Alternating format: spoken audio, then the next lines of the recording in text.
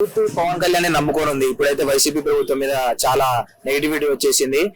ఇంతకుముందు నమ్మారు, కానీ ఇప్పుడు మాత్రం పవన్ కళ్యాణ్ నమ్మి ఓటేద్దాం అనుకుంటున్నారు. ఆయన ఒకవేళ గెలిస్తే, ఆయన అధికారం వస్తే ఎలా యూత్ ని ఆయన మేనేజ్ చేయగలుగుతారు? సార్ యూత్ ని మేనేజ్ బాగా అంటే ఒకటండి, ఆయన మాటకారి కాదు, నిజాయితీ పరుడు. ప్రాబ్లం ఇక్కడ ఏదైనా ముక్కుసూటిగా చెప్తాడు ఆయన.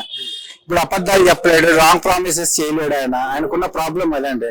దాని వల్ల ఆయన వెనకబడుతున్నాడు. కానీ ఇప్పుడు బాగా సార్ ఆయన ఏదైతే చెప్తాడో ఖచ్చితంగా చేస్తాడండి.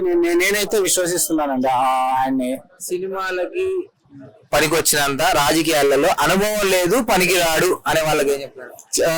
ఎన్టీ రామారావు గారు, నందమూరి తారక రామారావు గారు కూడా అప్పుడు అలాగే అన్నారు. కానీ సీఎం అయ్యారు కదండి, అప్పుడు ఆయనకు కూడా ఏమీ లేదు కదా. సో ఈయనకు కూడా ఇటువంటి వ్యక్తులు కావాలండి. అని ఇవి ప్రజలు గుర్తించాలి. ఇలాంటి వ్యక్తులు గుర్తించుకొని పైకి తెస్తే బాగుంటదండి. తెలంగాణలో బర్రెలకి వచ్చిన ఓట్లు కూడా పవన్ కళ్యాణ్కి రాలేదు అంటే సార్ ఇది అవమానకరమైనటువంటి, ఇది ఏమంటారు, అలా పోల్చకూడదండి. ఎప్పుడు బర్రె లెక్కకు వచ్చిన ఓట్లు పవన్ కళ్యాణ్ గారు రాలేదు అనేది చాలా తప్పండి. ఆయన ఖచ్చితంగా ఈసారి గెలుస్తాడండి. ఎందుకంటే రావు అనే మాట ఖచ్చితంగా అదే అంటారు కదా, టైం రావాలి, టైం ఎలక్షన్స్ లో తెలుస్తాడండి. ఖచ్చితంగా సమాధానం తెలుస్తాడండి. పవన్ కళ్యాణ్ ఇప్పటిదాకా అయితే సినిమాల పరంగా అయితే నిజాయితీ పరుడు, కానీ రాజకీయాలు ఎవరినైనా ఎంతటి వారినైనా మార్చేస్తాయి, అవినీతి పరుడిని చేస్తాయి, డబ్బు ఆశ చూపిస్తాయి.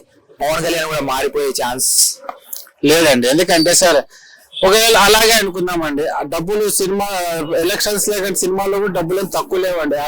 ఆయనే చెప్పారు, రోజుకి నాకు 2 కోట్లు వస్తాయండి. ఆయన సేవ చేద్దామని వస్తున్నాడు.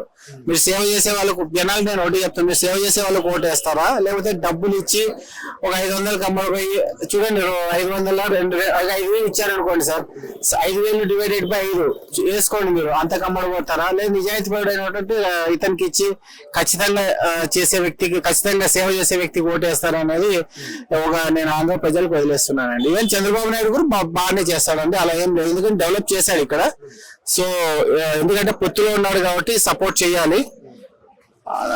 అవునండి, ఇది నేను చెప్పాను. ఎందుకంటే ఓటుకు నోటు కాలం మనం ఆంధ్ర కాదు కదా, ఏది బాగుపడదండి. అట్లా చేయకూడదు కూడా నేను కోరుకుంటున్నాను.